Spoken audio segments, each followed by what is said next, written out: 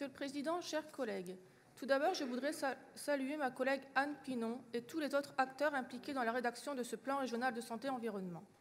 Si l'on ne devait retenir qu'une chose de ce travail collectif, c'est à quel point la santé doit être, au même titre que Rêve 3, le vecteur de nos actions.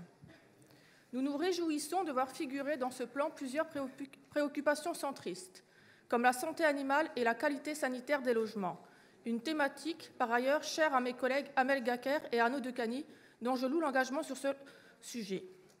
Je souhaiterais à cet égard parler plus particulièrement de l'axe 3 de ce plan régional, et notamment les objectifs inscrits pour ce qui a trait à l'alimentation. L'école, dans un premier temps, puis les collèges et les lycées, constituent les meilleurs terrains pour mettre en place les bonnes pratiques, informer, sensibiliser, éduquer. C'est dans ces lieux que les connaissances sur les bienfaits de l'alimentation doivent être inculquées et que la pratique d'un sport doit être encouragée.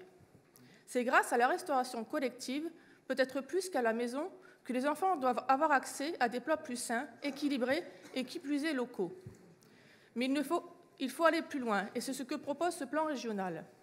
Des initiatives comme des visites de fermes urbaines pourraient être mises en place plus régulièrement, tant elles permettent d'éveiller les plus jeunes au goût et à des aliments proches de chez eux. Les collectivités doivent également prendre le pas de cette ambition du bien manger, tout comme les établissements accueillant du public.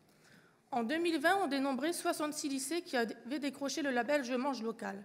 Il n'était que 14 en 2017. Une vraie dynamique est en marche, avec des institutions qui s'engagent. Il faut persévérer dans cette voie.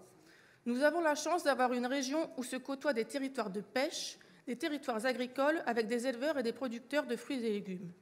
Utilisons cette richesse et cette diversité de ressources, mettons à profit leurs expériences et leur savoir-faire pour créer des circuits d'approvisionnement vertueux sur l'ensemble de nos territoires. Je vous remercie de votre attention.